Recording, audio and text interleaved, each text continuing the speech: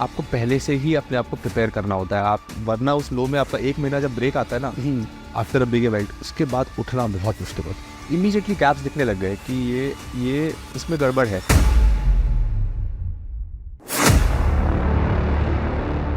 फिर आप तैयार होकर इस बार पीवीपी दोबारा गए पूरे जोश के साथ। कट टू 2023 है, उससे पहले एलियल भी आया। अच्छा, इससे पहले एलियल आया। अच्छा हाँ, एलियल आया उससे सन। एलियल ने फिर कितना आपको जोड़ा आपकी ट्रेनिंग से, और क्या आपको बेनिफिट लगे? तो उससे पहले कोविड आया।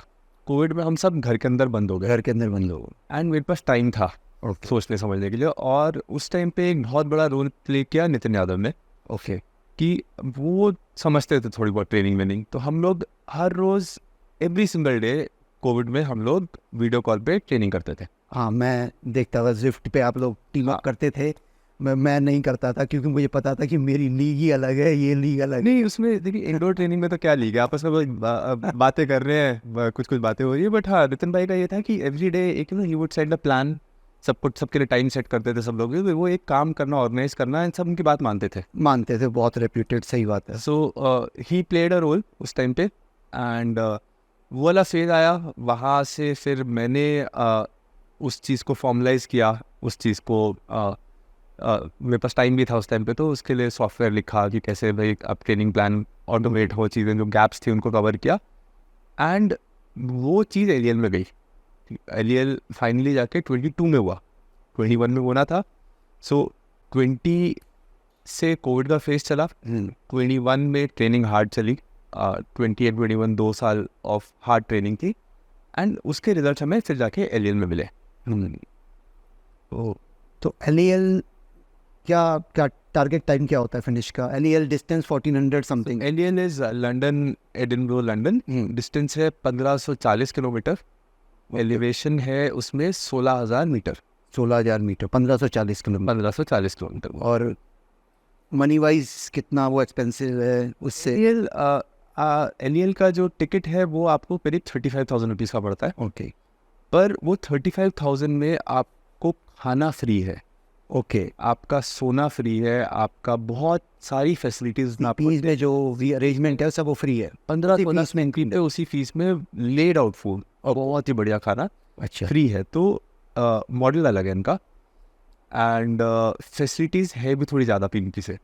और उसके लिए क्या क्वालिफिकेशन है एलियल के लिए? कोई क्वालिफिकेशन नहीं है। कोई क्वालिफिकेशन नहीं है एलियल के लिए। रैंडम कोई भी फीस भर के पहुंच सकता है। एलियल का एक वो होता है, बैलेट सिस्टम होता है। आप इसके लिए रजिस्टर करते हो, उसमें वो नाम आपका बैलेट में से निकल के उसमें आपकी कोई क्वालिफिकेशन नहीं देखते कि आप क्या राइडर हो, क्या हो, बस कोई भी रैंडम भर सकता तो एलियल में क्या होता है, ये एक इम्पॉर्टेंट पॉइंट है कि एक प्री बैलेट होता है जिसमें कि वो ये देते हैं कि अगर आपने पिछले 2021 में ये था कि अगर आपने 4 years इन अ रो कोई अलार्म कर रखी है, ओके, तो आपको मिल जाएगा। पर ऐसे इंडिया में बहुत कम लोग थे जिन्होंने 4 years इन अ रो कोई अलार्म कर रखी हो। ओके, तो वो आपको बैलेट में नहीं जाते। अच्छा, बट डायरेक्ट एंट्री, फिर डायरेक्ट एंट्री मिल जाती है। अदरवाइज आपको बैलेट में, पर क्योंकि इतनी डिमांड नहीं होती है एलियल की, जो उनके 2000 सीट्स है, 2200-2300 लोग आते हैं, अच्छा, सबको मिल जाता है। बहुत कम लोग होते हैं जिनको नहीं मिलता है। ओके। एज ऑफ नाउ तो ये रिकॉर्ड रहा है। एलियल और पीवीपी में जो कल्चर साइकिलिंग का वहाँ पे जो फ़र्क है, लैंग्वेज बैरियर तो है ही है पेरिस में, मेजर फूड को लेके इंडियन, और ऊपर से आप शर्मा जी के बेटे हो। नहीं, तो मैं थैंकफुली नॉनवेज खाता हूँ। अच्छा, खाते हो आप? हाँ। तो पीवीपी में फूड का बहुत मेजर इशू है। पीवीपी में हाँ, तो एक सबसे इम्पोर्टेंट चीज़ है कि पीवीपी जो है थोड़ा मेन रोड से जाती है, सिटी से जाती है। ओके। एलियल पूरा बैक रोड्स है, कंट्री साइड सा। एलियल में 2 कंट्रोल के बीच में आपको किराने की दुकान भी नहीं मिलेगी। ओके। पूरे रास्ते में कहीं पे एक सुपरमार्केट दिख जाए 1500-1600 किलोमीटर में, तो बहुत गनीमत है। पानी की बड़ी दिक्कत, पानी की दिक्कत है, और गर्मी भी बहुत ज़्यादा है, और वो 40-40 डिग्री टेम्परेचर, लोग जल रहे होते हैं एकदम। टर्मैक जल रहा था इस बार, इतना गर्म हो गया। अच्छा, तो आपको कंट्रोल टू कंट्रोल चलाना बहुत ज़रूरी है। आपको जो मिलेगा कंट्रोल पे मिलेगा। आपको अपनी बॉडी को और अपने सामान को इस तरह से स्टैकअप करना है कि भाई कंट्रोल के बीच में रुको ना। ऑन एन एवरेज कितना डिफरेंस रहता है एक कंट्रोल से दूसरे कंट्रोल के बीच? एवरेज डिस्टेंस 60 to 70 किलोमीटर है, कुछ कंट्रोल 100 किलोमीटर भी है। 100 किलोमीटर।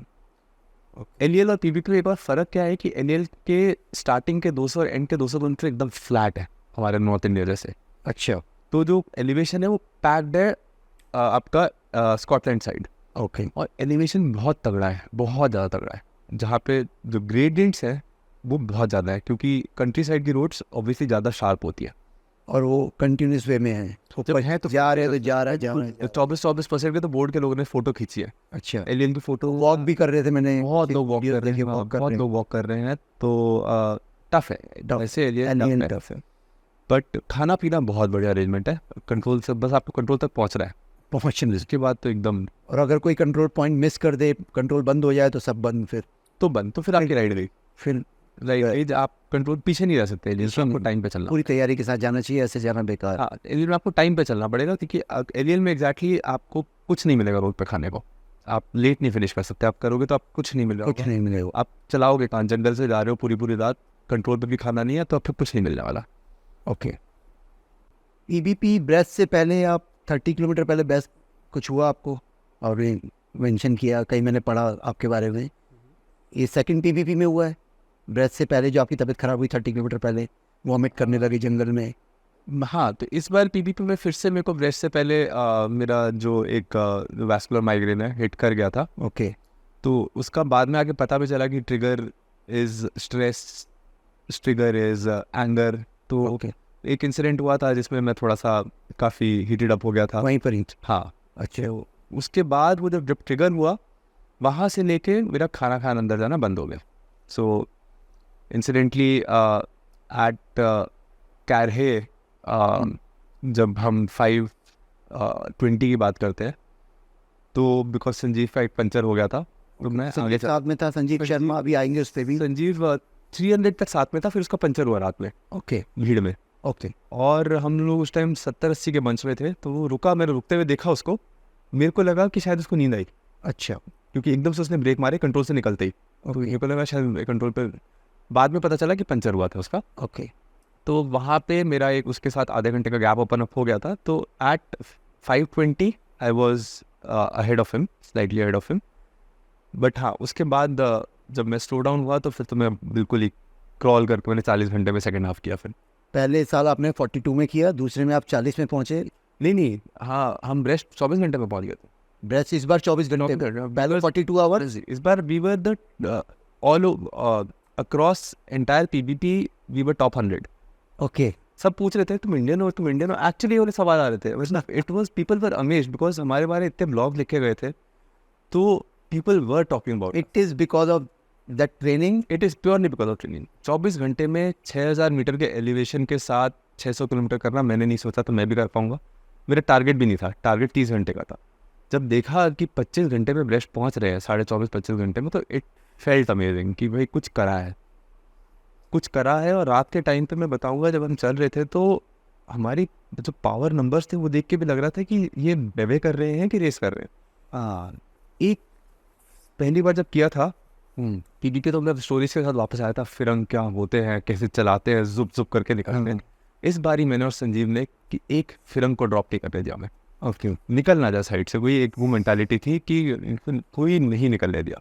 तो सेकंड पीवीपी जो आप 24 आवर में ब्रेस्ट पहुंच गए, संजीव के साथ ट्रेनिंग शुरू हो चुकी थी 1 साल पहले। संजीव के साथ ट्रेनिंग मैंने 2019 से चालू कर दी थी। 2019 से आप जब पहले वहाँ से आए? भी गए, तो भी उसके 3-4 महीने पहले से हमने साथ में ट्रेनिंग चालू कर दी थी। Okay, great. तो एक मतलब लंबा एसोसिएशन रहा है साथ में ट्रेनिंग करने का। तो संजीव के साथ और अभिनव के साथ का ट्रेनिंग, मतलब अभिनव आपका ट्रेन ऑब्वियसली वो स्टाइल नहीं था, और संजीव को भी मैंने, संजीव शर्मा को भी मैंने शुरू से ही थोड़ा भगाते हुए देखा है। चाहे वो एमटीबी चलाता था तब भी भगाता रहता था, हैवी था तब भी भगाता रहता था। हमें डाउट होता था ये गाड़ी के पीछे लगा रहा है, एमटीबी इतनी तेज कैसे चला रहा है। नितिन यादव के साथ मैं 1400 में देख रहा था, तो उनके पीछे टक्कर की तरह बिल्कुल चिपका हुआ है, भाग रहा है। और आपका राइडिंग स्टाइल वैसा नहीं था। तो ये कैसे मैच हुए दोनों गणित? ये आई थिंक संजीव को देख के संजीव के साथ लगना पड़ा। जैसे संजीव, मैं बोलूँगा संजीव के लिए अनुज का बहुत बड़ा रोल था कि भाई वो लोग निकलते थे स्पीड में। अनुज सिंह का। तो वैसे ही संजीव को जब हमने देखा तो ये उसके साथ साथ लगे रहे। हाँ, तो अपने आप फिर आप उस स्टाइल में चले जाते हो। तो आपका ट्रेनिंग पार्टनर बहुत मैटर करता है। ट्रेनिंग पार्टनर बहुत मैटर करता है। तो मतलब 110% इसमें संजीव का ही रोल था कि वो जैसे चलाता था फिर हम भी वैसे चलाने लग गए। ग्रेट। सो अब जो अगला सवाल है, पीवीपी आपका फिनिश टाइम और संजीव का फिनिश टाइम में बहुत गैप है। हाँ, क्यों? साथ में थे? सेकंड हाफ सेकंड हाफ आपका, क्रॉल किया है सेकंड हाफ। तो उसने आपको कब ओवरलैप किया? उसने हम लोग 5:20 से करीब करीब साथ में निकले, 5:40 पे हम मिल गए थे। अच्छा, वहाँ पे हम सिर्फ 10 किलोमीटर साथ में चल पाए, मेरे से नहीं चल रहा था उस टाइम बाद, तो फिर आपको वो देखा तो निकला। हाँ, वो हमारी अंडरस्टैंडिंग बहुत क्लियर थी। साथ में नहीं चल रहा था मैं, जब है साथ में तो ठीक है। बट क्यों नहीं मतलब अगर मैं इंडिया के पर्सपेक्टिव से देखूँ तो भाई भाई वाली फीलिंग होती है हमारे बीच में। पंजाब वालों का इतना बड़ा फेलियर ही इस वजह से हुआ कि वो भाई भाई थे, कि भाई तू चाहे होशियारपुर से है, तू चाहे लुधियाने से है, हम साथ में 1400 किया है, अब हम जाएंगे तो साथ जाएंगे, नहीं जाएंगे तो वो आपस में उनकी बात में कंट्रोवर्सी भी हुई। नहीं, बहुत बहुत इंपॉर्टेंट, बहुत अच्छा क्वेश्चन है ये। हमने ना बहुत एक्सपेरिमेंट करके सीखा। क्योंकि ट्रेनिंग, इसलिए मैं इसलिए बोल रहा हूँ क्योंकि ट्रेनिंग साथ कर रहे थे। बिल्कुल बिल्कुल। तो अब आप सोचो कि जब आप इतनी लंबी राइड पे होते हो तो कुछ ना कुछ ब्रेकडाउन होता है। कभी बॉडी का ब्रेकडाउन हो रहा है, कभी माइंड का ब्रेकडाउन हो रहा है, कभी पंचर हो रहे हैं, कभी मैकेनिकल हो रहा है। अब अगर आप 2 बाइक को जोड़ दो साथ में, तो 2 टायर की जगह 4 टायर हैं जिनकी वजह से ब्रेक लगेगा, जिसमें पंचर हो सकता है। और वो ओवरऑल 2 लोग रेलवे में एक्चुअली ज़्यादा स्लो हो जाते हैं।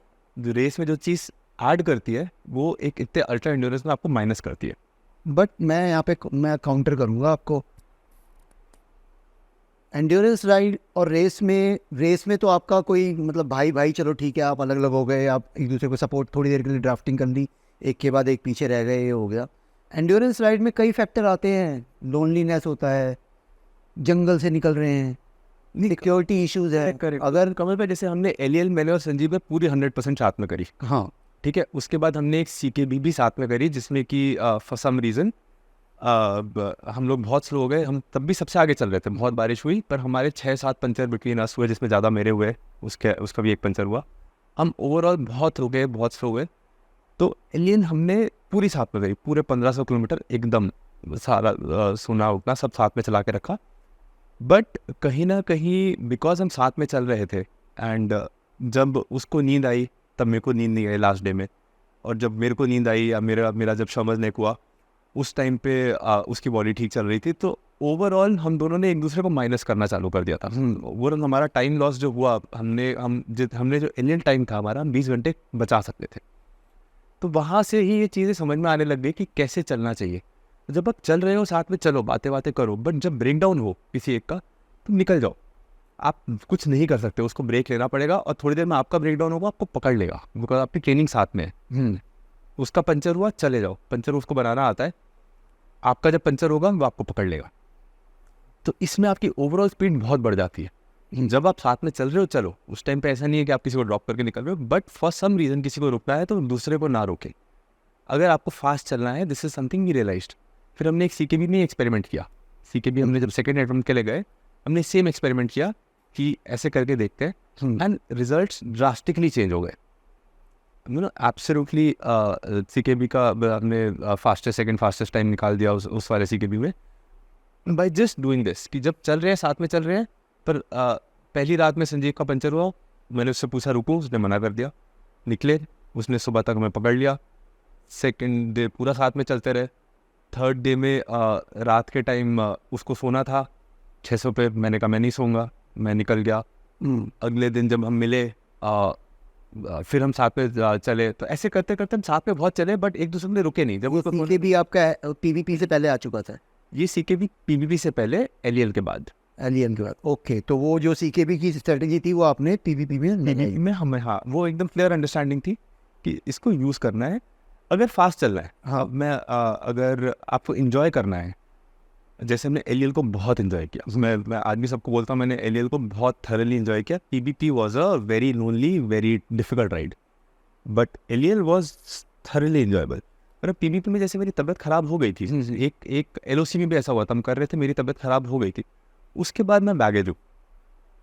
अगर अब तो एक्चुअली मेरे पास मेडिकेशन आ गई है, मैं इसको मैनेज कर पा रहा हूँ, बट जब तक नहीं थी मेडिकेशन, एक बार मेरे को माइग्रेन हिट कर गया, आई एम अ बैगेज। उसके बाद कोई जो मेरे साथ चल रहा है ना, वो भी टूट जाएगा। क्योंकि आपकी एक स्पीड पे चलने की आदत है, एक ब्रेक लेने की आदत है, आप उसको उस पैटर्न को चेंज करते हो तो आप नहीं चला पाते हो।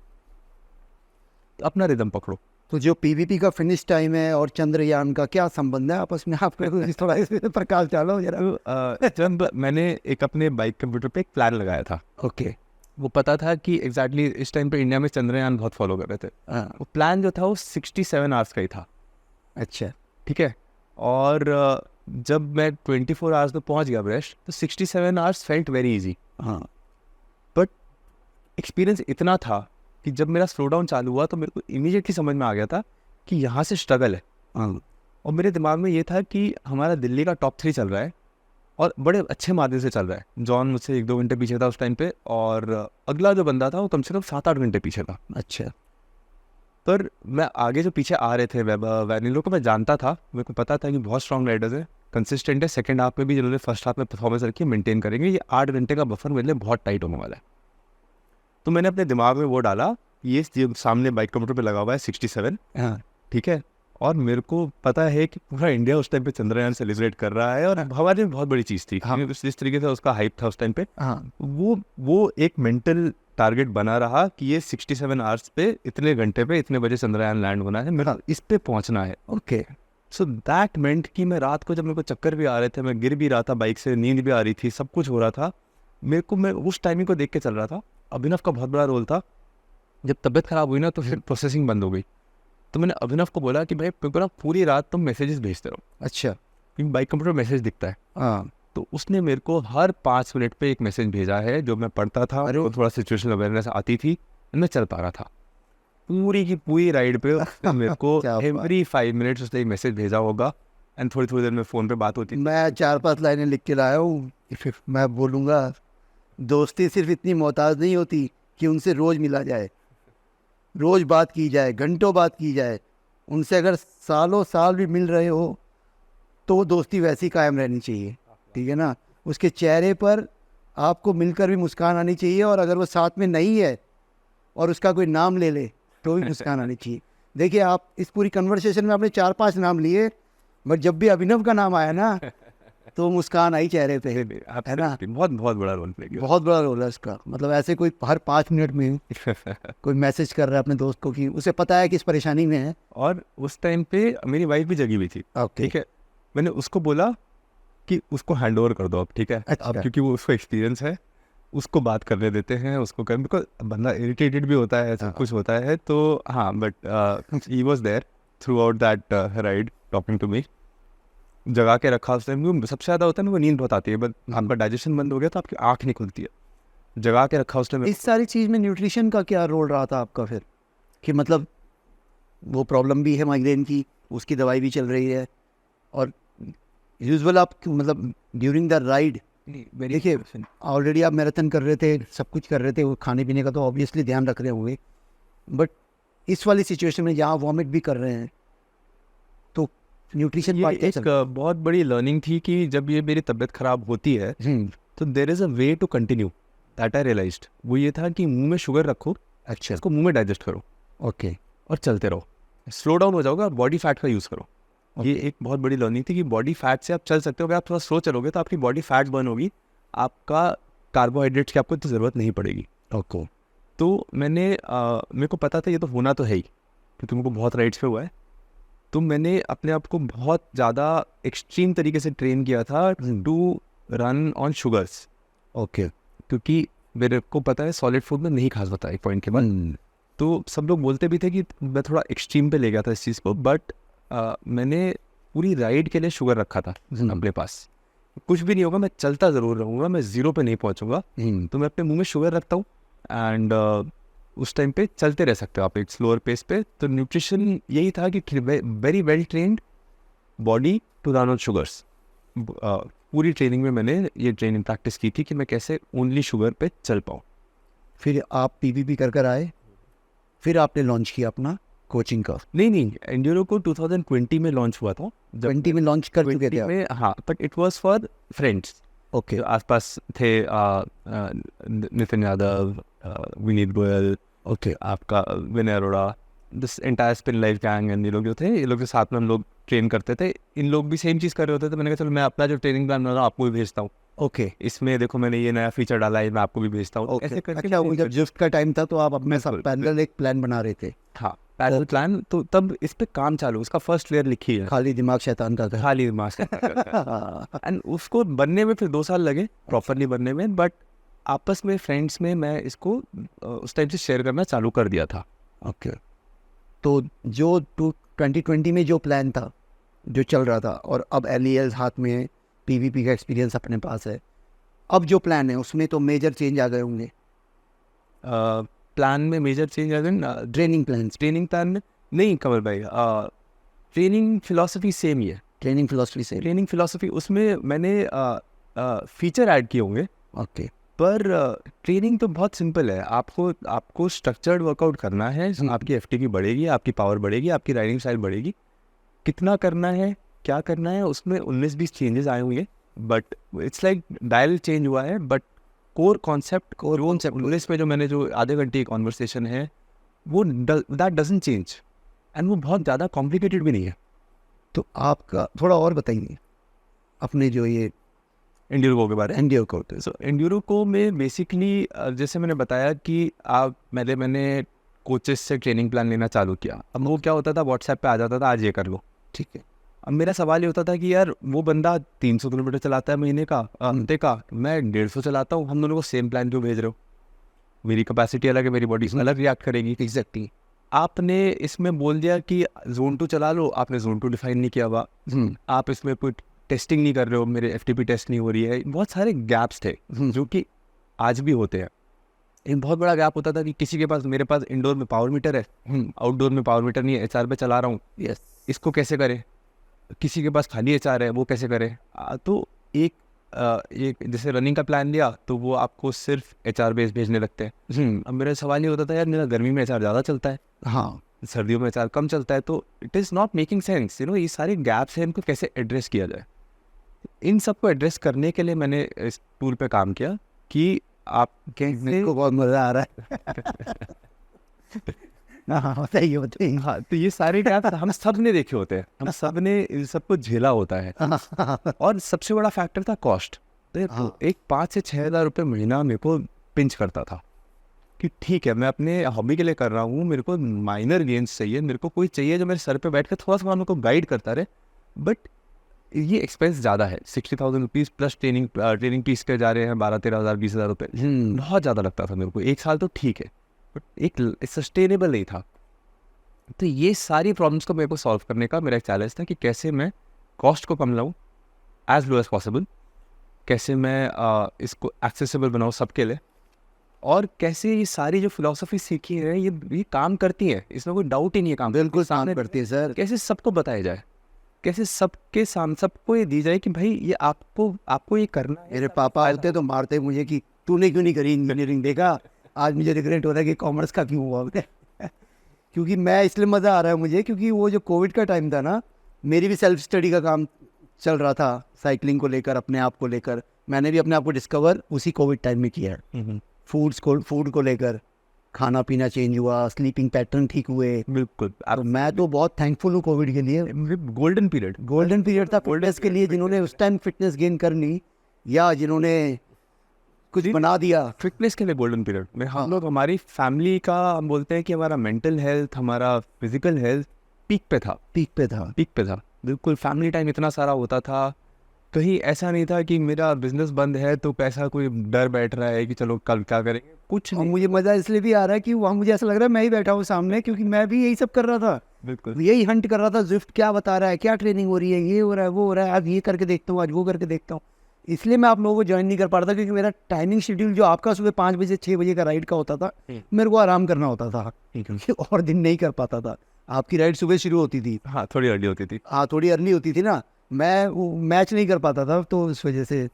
ओके, अब मुझे एक बात बताइए, मैं एकदम कोई नया बच्चा है, एकदम नया बच्चा, साइकिलिंग में भी मंथ हुआ है, और वो किसी को देख रहा है, रेसर को देख रहा है, या अल्ट्रा डिस्टेंस राइडर को देख रहा है, वो आपको ज्वाइन करे, वो कर सकता है एकदम से ज्वाइन आपको। बिल्कुल कर सकता। बट आपका AI बेस्ड है, आप सीधा कहेंगे कि HR लाओ। गुड क्वेश्चन, मैं समझ गया आपका क्वेश्चन। हाँ, अभी तो उसने साइकिल ही लड़ झगड़ के खरीदी है घर से नहीं, कि 30,000 की साइकिल, 40,000 की साइकिल। जब भी मेरे पास कोई आता है, देखिए पहली चीज़, ट्रेनिंग डे 1 पे एक्चुअली बहुत ज़्यादा सेंस नहीं बनता है। आपको भी याद होगा, जब कोई भी पहली बार रनिंग में आता है, पहले साल में वो देखता है कि यार मैं तो 8 की पेस में भागता था, साल के अंत तक मैं 7 की पेस पे आ गया, दूसरे साल में मैं 6 की पेस पे आ गया। तो शुरू में जिसको बोलते हैं ना कि एक बॉटम बहुत लो होता है, शुरू के गेन्स बहुत हैवी होते हैं, जो कि हमारी एरोबिक फिटनेस इतनी कम होती है हमारी लाइफस्टाइल की वजह से कि हमारा हार्ट रेट ही नहीं चल रहा होता। तो हमारा हार्ट जब थोड़ा बहुत भी पंप करना चालू करता है, उसी में हमें बहुत गेन्स मिल जाते हैं। तो first year of cycling and running generally आपको बहुत ज़्यादा स्ट्रक्चर नहीं चाहिए, आपको उसको इन्जॉय करना सीखो। एंजॉय करना, आप उसमें अपनी बॉडी को उस रूटीन में डालो, वो ज़्यादा इंपॉर्टेंट है। हैबिट ज़्यादा इंपॉर्टेंट है, प्लान नहीं चाहिए आपको। तो मैं सबको ये बोलता हूँ कि अभी अगर एकदम आपने चालू किया है, not required, it will just be an additional stress. पहले आप इंजॉय करो इसको। जब आपने इंजॉय किया, अब आपको लग रहा है आपको गेन करना है, तो एक बेसिक HR बेल्ट तो ले ही लो, which is inexpensive. HR belt के साथ हम चालू कर सकते हैं। बिना HR बेल्ट के लोग कराते हैं, मैं मना करता हूँ कि इट इज़ पॉइंटलेस। अगर उतना भी नहीं है तो जस्ट इन्जॉय योर स्पोर्ट, है ना। जाओ, लोगों के साथ राइड करो, बातें करो, इन्जॉय करो, डेली चलाओ। तो आपका जो कॉन्सेप्ट है, इसको हम अगर एजुकेशनल उसमें रखें तो ये किंडरगार्टन में है, हायर स्कूल में, या एडवांस स्टडीज़ में, नहीं, ये या फिर ये ग्रेजुएशन लेवल है? मैं क्या, कोई इनिशियल आना चाहता है this is middle school. Middle school कि हाँ, एकदम जिसने बस 1-2 साल, 1 साल उसने कुछ रनिंग कर लिया, साइकिलिंग कर लिया, प्राइमरी कराओ अपना, प्राइमरी करा हो, उसके बाद जब आप अपना स्कूल चेंज करोगे बिल्कुल, तो किताबें नहीं होंगी, बैग नया होगा। बंदा गारमेंट खरीदता है, हाँ, गारमेंट खरीदते के साथ you are in the game. या फिर जो इतने वेल ऑफ हैं, जो ये सब चीज़ें ले सकते हैं, महंगी साइकिल, महंगे गैजेट्स, वो डायरेक्ट आपको कांटेक्ट कर सकते हैं। महंगी साइकिल तो कभी नहीं चाहिए होती, एक बहुत बड़ा मिसकंसेप्शन है। ये थोड़ा भारी आवाज में बताया नहीं, एक क्योंकि हाँ, ये बहुत बड़ी मिसअंडरस्टैंडिंग है। सबसे ज़्यादा जब भी मेरे पास कोई पूछने के लिए आता है ना कि मैं साइकिल कौन सी लूँ, मैं बाइक कंप्यूटर कौन सा लूँ, इसको मैं सबसे ज़्यादा सीरियसली आंसर करता हूँ, क्योंकि हम सब ने बहुत पैसा खर्च करके बहुत वेस्टेज करी है, बहुत कुछ सीखा है। मारेंगे साइकिल स्टोर वाले सब मुझे नहीं, तो आपको समझना बहुत ज़रूरी है कि आपकी एग्जैक्ट रिक्वायरमेंट क्या है और कितने गेन्स मिलेंगे आपको for that extra money spent. And वो आपको सिर्फ एक्सपीरियंस साइकिलिस्ट बता सकता है, आपको यूट्यूब नहीं बताएगा, आपको गूगल नहीं बताएगा, क्योंकि वहाँ पे सारा का सारा मार्केटिंग का मटेरियल है। किसी से भी पूछो जिसको एक्सपीरियंस है, they will tell you exactly how much to spend. सबसे इम्पॉर्टेंट चीज़ है कि खर्चा करे बिना तो कुछ नहीं मिलेगा। Cycling will always be expensive sport, but उस एक्सपेंस का एक कैप है। वो जो कैप है वो समझना बहुत ज़रूरी है कि इसके बियॉन्ड इंक्रीमेंटल बेनिफिट्स जो है वो यूजलेस है। और वो आप पूछो, वो आप मुझसे पूछो, आपसे पूछे, पर वो किसी से जाके पूछे। And do not rely on YouTube. Great. महंगी साइकिल इतनी ज़रूरी नहीं। इतनी ज़रूरी नहीं। चलो, अब आपके कुछ पर्सनल क्वेश्चंस में आ रहा हूँ, जो आपकी पर्सनल रूटीन लाइफ है। अगर हम रोहन शर्मा के बारे में बात करें कि भाई कल सेंचुरी राइड मारनी है, कल संडे है, कल हम सेंचुरी राइड करेंगे और उसी स्टाइल में करेंगे जिस स्टाइल में आप प्रैक्टिस करते हैं, ट्रेनिंग करते हैं। तो आज सैटरडे है, तो आप क्या तैयारियां कर रहे हैं? क्या लाइफस्टाइल क्या रहेगी आज के दिन आपको? अब ना इतना टाइम हो गया है ये सब करते हुए कि बहुत ज़्यादा लाइफस्टाइल को नहीं चेंज करना पड़ता। ओके, हो जाता है। अब अगर रात को डिनर नहीं भी किया है चल जाता है, अच्छा। फ़र्क नहीं पड़ता है। एक्सपीरियंस वाली बात है। पर कोई नया बंदा है तो सबसे पहले आप अपनी स्लीप को मत कट करो। ओके, स्लीप कट करना एक डाउनवर्ड स्लोप होता है जो बाकी सारी लाइफ में चीज़ों में रिफ्लेक्ट करता है। अपनी नींद पूरी करो। तो इसलिए ओनली वे आप नींद पूरी कर सकते हो, आप जल्दी सो।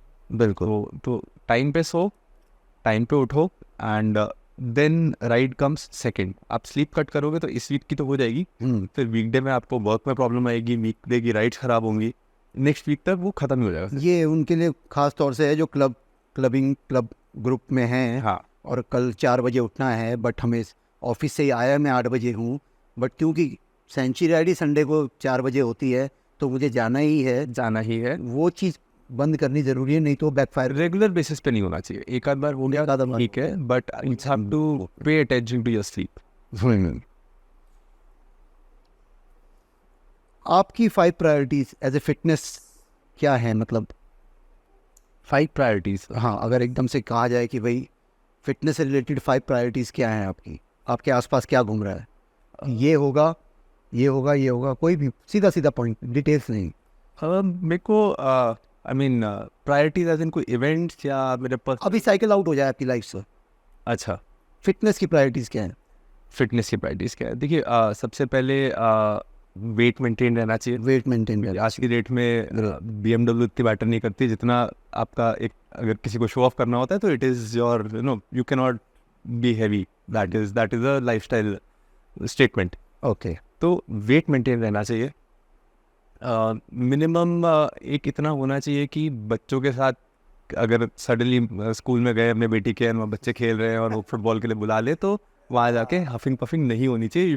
They should feel comfortable, you should feel comfortable, and ये होता है मेरे साथ। जैसे कई बार एनुअल डे या नहीं अक्सर फेस्ट होता है, में अक्सर होता है पेरेंट्स बच्चे की बुला लेते रस्साकसी हैं। हो रही है। हाँ, और पेरेंट्स एकदम ही, तो वो मेरे को लगता है, मेरे को अच्छा नहीं लगता वो। हाँ। उनको आई रियली लाइक इट कि हाँ चलो वो खेल रहे हैं, उनके साथ में जाके ज्वाइन कर लिया, भाग पा रहे हैं उनके साथ। तो उतना फिटनेस हमेशा होना चाहिए कि भाई कूद रहे हैं तो उनके साथ जाके कूद सकते हैं। वो एक क्रिटिकल है। आपका मेंटल हेल्थ बहुत बहुत इम्पोर्टेंट है। तो मैं थोड़ा बहुत प्राणायाम योगा भी करता हूँ जस्ट फॉर दैट, तो वो बहुत हाई ऑन माई लिस्ट है। मेडिटेशन, थोड़ा बहुत प्राणायाम, just to keep your nerves healthy, and then stay away from chronic diseases। आपका आज की डेट में शुगर हो गया, BP हो गया, बैक के इश्यूज हो गए, ये सारे के सारे लाइफस्टाइल इश्यूज हैं, नेक के इश्यूज हो गए, इनसे बचना। एंड लास्टली फ्लेक्सिबिलिटी रहनी चाहिए लाइफ में, जितनी अभी है इससे बढ़नी चाहिए। अभी मेरे को मेरी वाइफ ने 2 महीने का गोल दे रखा है कि मेरे को हैंड स्टैंड करना है। अच्छा, so I am started working on that. मेरा हेड स्टैंड का गोल है, हाँ, लगाओ हम गिर रहा हूँ बहुत बहुत। तो बस तो जिस ये दिन होगा उस दिन मैं रील डाल दूंगा। तो गोल होना चाहिए, कोई ना कोई एक गोल पकड़ के आप इसकी तरफ काम, एक टेंजिबल गोल, एंड उसकी तरफ आप काम करते रहें। और डाइट और न्यूट्रिशन को लेके कुछ प्लानिंग रहती है या रैंडम, या कोई एक सेट क्राइटेरिया है कि आज मैं सेंचुरी कर कर आया तो आज मुझे ये खाना हो?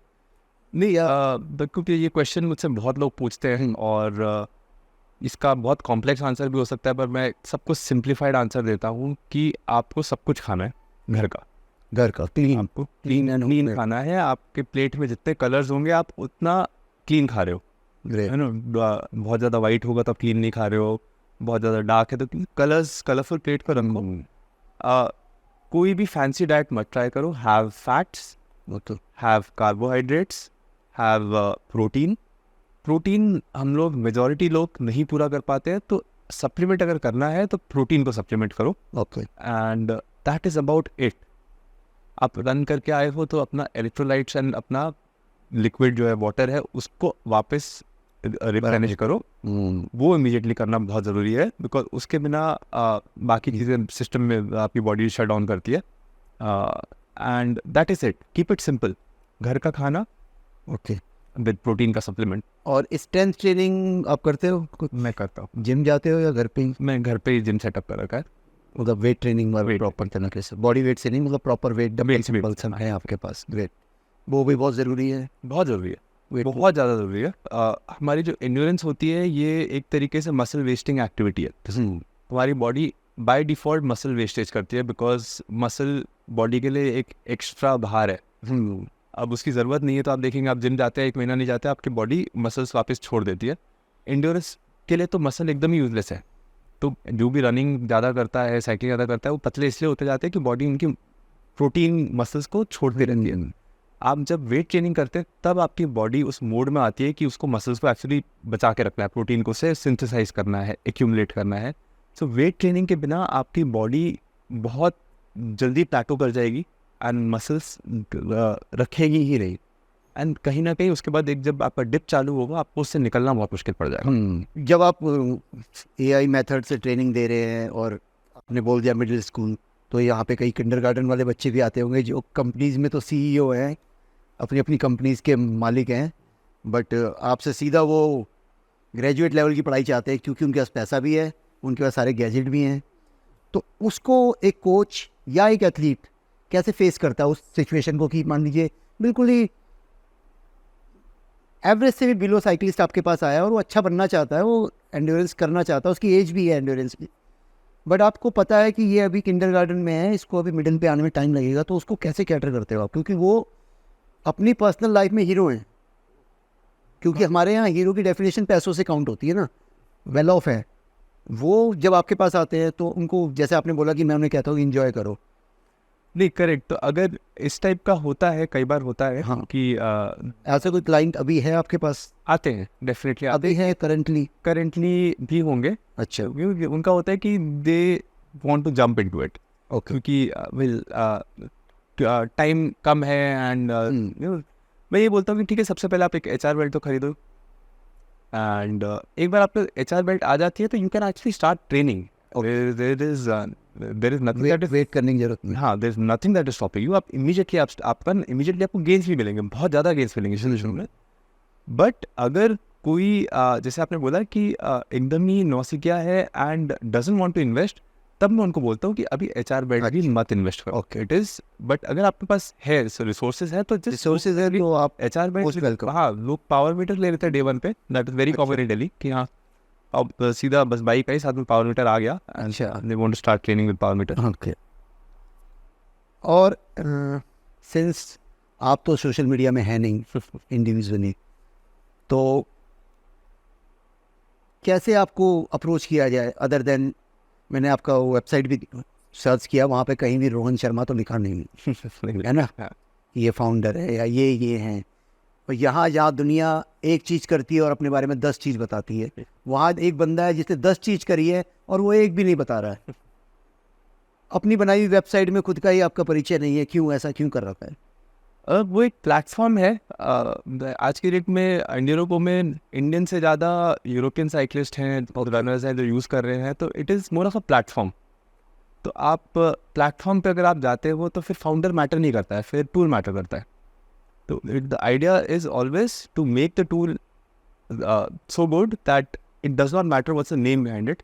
मेरी शुरू से कोशिश थी मैं इसको पुश मार्केटिंग नहीं करूँगा, जिसको अच्छा लग रहा है वो स्टिक करेगा। Okay. I will not push it. मुझसे कोई भी पूछता है, मैंने आज तक किसी को ये नहीं बोला कि आओ एंड्यूरो को ज्वाइन करो।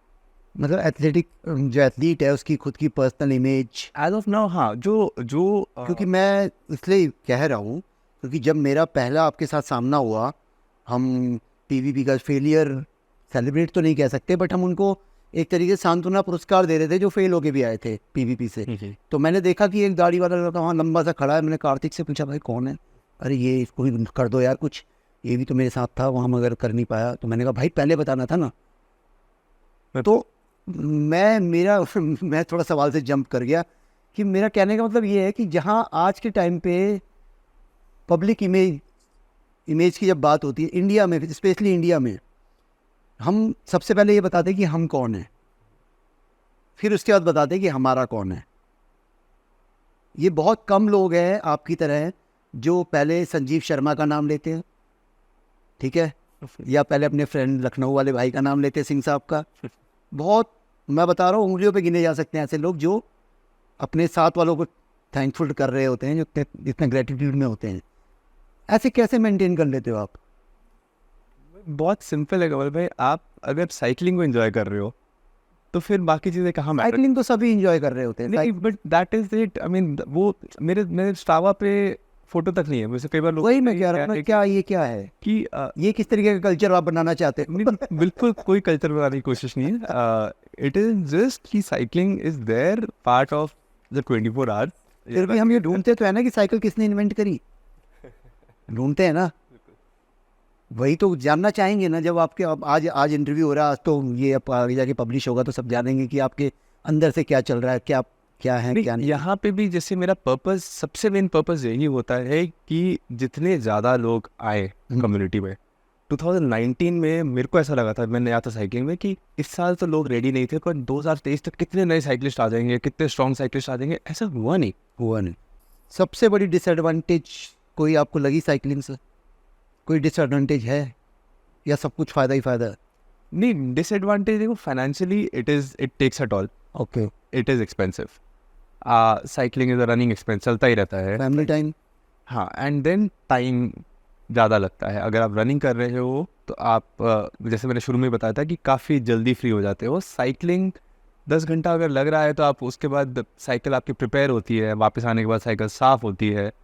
ओवरऑल टाइम साइकिल मेंटेनेंस मैंने अपनी बाइक लास्ट 2 साल में किसी बाइक शॉप पे नहीं दी है, खुद ही मेंटेन करते हैं। ओके। तो वो सारा जो टाइम है वो जाता है फैमिली टाइम से ही जाता है। Time it takes time. Okay. अगले 10 साल में कहाँ देख पा रहे हो अपने आप को आप साइकिलिंग में? साइकिलिंग में, कोचिंग में, या साइकिलिंग कल्चर के आसपास दिल्ली में क्या चल रहा है, या आपके एआई टूल के थ्रू जो आप कर रहे हैं? पर्सनली ऑब्वियसली मैं चाहूँगा कि ईयर ऑन ईयर साइकिलिंग में प्रोग्रेस हो। प्रोग्रेस का बहुत सिंपल पैरामीटर आपका एफटीपी होता है प्रोबेबली, या आपका एक लॉन्ग डिस्टेंस पावर होती है।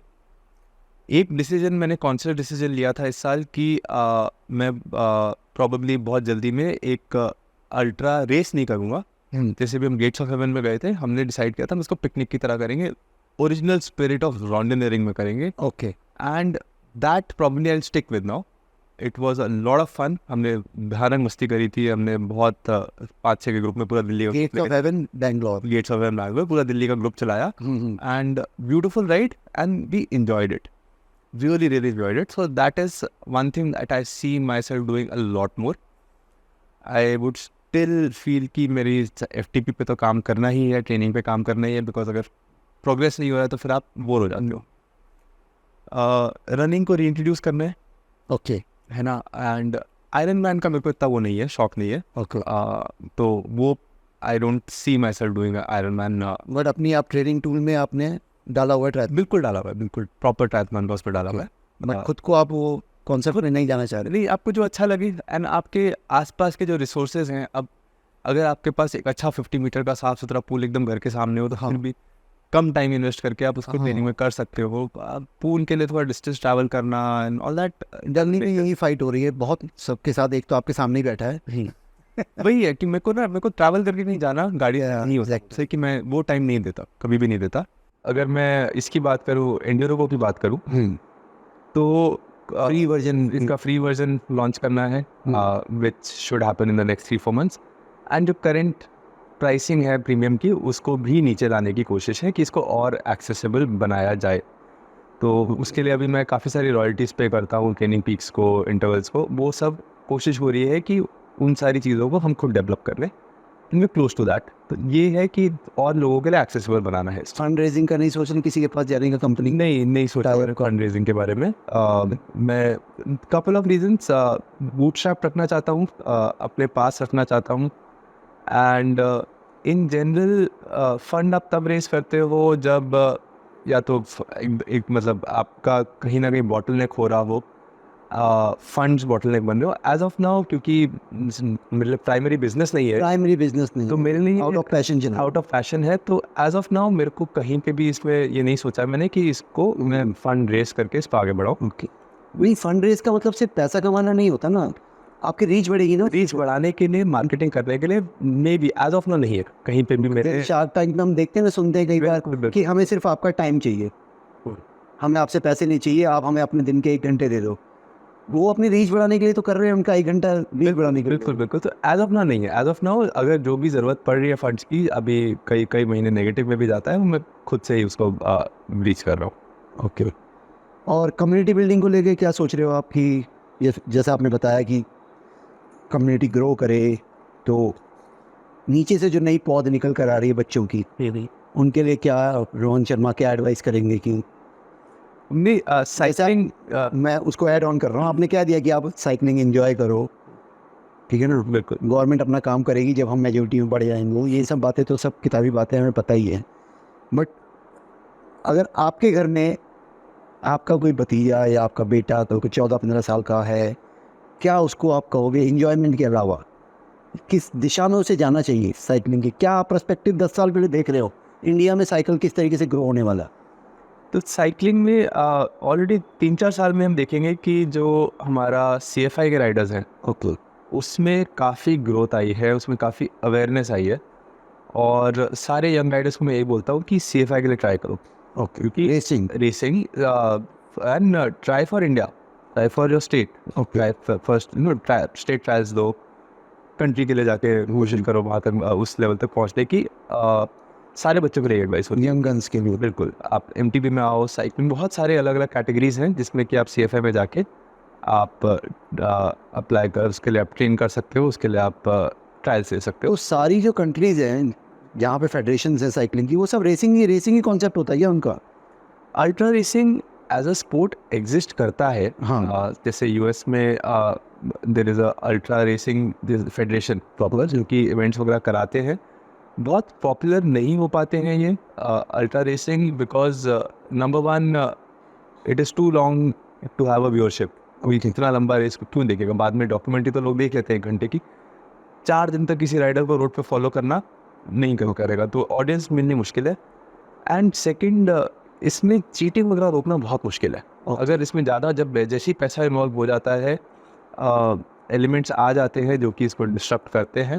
एंड यही बॉटलनेक इंडिया में भी है। कोई भी बड़ा इवेंट कराने जा रहा है, वो इस एंगल को कैसे कवर करे, तो वहाँ पे एक अल्ट्रा एंड्योरेंस को हमेशा एक बैकफुट पे ही रहेगा। Touring and rodeoneering will always be a bigger part than ultra endurance racing, but short distance racing, proper racing will grow. It is growing, it will grow. और इसी नोट के साथ मैं आपको साइकिल क्लब का life time member, Thank you. है ना, ये लाइफ टाइम मेंबरशिप है और ये जिम्मेदारी भी है बिल्कुल, मेंटरिंग की। बिल्कुल बिल्कुल, आपकी पूरी हेल्प लेने वाले हैं। एब्सोल्युटली। ठीक है, और साथ में हमारी एक सिग्नेचर टी शर्ट है ये, आपके साइज की बनवा ली थी, लंबी संख्या। एंड प्लस ये coffee mug. Thank you so much. Thank you very much. तो बहुत बढ़िया सेशन हुआ mister Rohan Sharma. Thank you Kamal भाई। Thank you. Absolutely lovely. मतलब ऐसे ऐसे जगहों में आप लेके गए जब मैं खुद भी नहीं जाता। कैसा लगा एक्सपीरियंस? बहुत ही बढ़िया, very nice. I think I kind of get the concept of where this is going and it's very nice, very helpful for people. मेरी ग्रुप में लड़के हैं जो अच्छा चला रहे हैं, अभी नहीं 32 की स्पीड निकाल रहा है, एमटीबी चला रहा है, वो यंग बच्चा है और मेरे को लग रहा है कैपेबिलिटी, बट मुझे देख के कहीं अल्ट्रा डिस्टेंस में ना बच जाए। बिल्कुल, अभी वही है ना कि बहुत ही नेसेंट स्टेज पे है साइकिलिंग। लोग छोड़ देते हैं बहुत जल्दी, छोड़ देते कि गाइडेंस नहीं होती है, एक्सपेंसिव पड़ रहा होता है, या फिर ये सारी चीज़ें ज़्यादा हिट कर जाती है। वाले अगले साल सेम 1200 कर रहा है, ये तो कार्तिक को भेजना। It is unbelievable. और भाई साहब उससे हुआ क्या ना, उस राइड में सेकंड डे पे मैं समहाउ सदुर्गा के साथ चल रहा था और कार्तिक चल रहा था विद बदरुज्जमा, तो हम दो के पैर आपस में स्वॉप होते जा रहे थे। हाँ बारूद। हाँ, तो बदरुद और वो चल रहे थे एंड हम लोग पीछे से आए और कार्तिक का सामने पंचर हुआ, तो मैंने सदुर्गा को बोला तुम निकलो, अंधेरा हो चुका था बदरुद के साथ, मैं देखता हूँ उसके साथ, मैं रुक जाता हूँ। मैं रुका, कहता है नया ट्यूबलेस डलवा के लाया था मैं भी औरत से, और ये खुले ही ना। पठानकोट से पहले एक पुल आता है, अच्छा, सूखा हुआ नदी है वो, तो मैकडी के करीब 25 किलोमीटर के बाद वो पुल आता है, वहाँ पे फिर पंचर हो गया उसका। डेड एंड आता है ना, लेफ्ट लेना होता है उससे, तो वो सुंदर सी रोड है ना मैकडी वाली, तो हाँ मैकडी वाली सुंदर सी रोड है ना, आगे जाके एक फ्लाईओवर भी आ जाता है बड़े वाला, पटरी वाला, उसके बाद एक पुल आता है सूखी नदी के ऊपर। अच्छा, पठानकोट से जस्ट पहले अच्छा जाते हुए की बात कर रहे हो? जाते हुए एक बार तो भाई वहाँ फिर नितिन सर को और उसको देखा मैंने कहा यार ये पीछे थे। मैं खामखा में अफसोस कर रहा था। फिर उसके बाद याद है कमल भाई का एक बार SR6 चल रही थी, मैं मार्शलिंग कर रहा था, तो आपके साथ एक कमल कुमार होता था, ये अरे यार साथ में चल रहे थे। और इन्होंने क्या किया था कि अपनी रिफ्लेक्टिव वेस्ट छोड़ दी थी इन्होंने, वो 100-150 के आसपास जो कंट्रोल था उस पर, और मैंने कंट्रोल क्लोज किया, फाइनली एक रिफ्लेक्टिव वेस्ट बची। तो गोहाना वाली रोड होती है, गोहाना वाली रोड देखिए, तो गोहाना वाली रोड पे थे, तो 50 किलोमीटर आगे मेरे को सेम रोड पे रहना था जिस पे हाई राइडर होता था, तो सबसे पूछता हो जा रहा था। तो फाइनली कमल कुमार की वो रिफ्लेक्टिव वेस्ट निकली थी, ये लोग बस लेफ्ट लेने ही वाले थे टुवर्ड्स करनाल, जब मैंने इनको पकड़ा था गाड़ी से। अरे उसके साथ मैंने 50 से 60,000 किलोमीटर साइकिल चलाई है अपने 1.5 लाख में से। सीरियसली? मेरी 1.5 लाख किलोमीटर साइकिल हो रही है स्ट्रावा में, हाइड कर रखा है मैंने स्ट्रावा। उस स्ट्रावा में 90 दिखता है, कितना दिखता है, 80-90 दिखता है। बाकी जितनी मेरी ट्रेनिंग और ये वो जितना की है ना, सब हाइड रखता हूँ।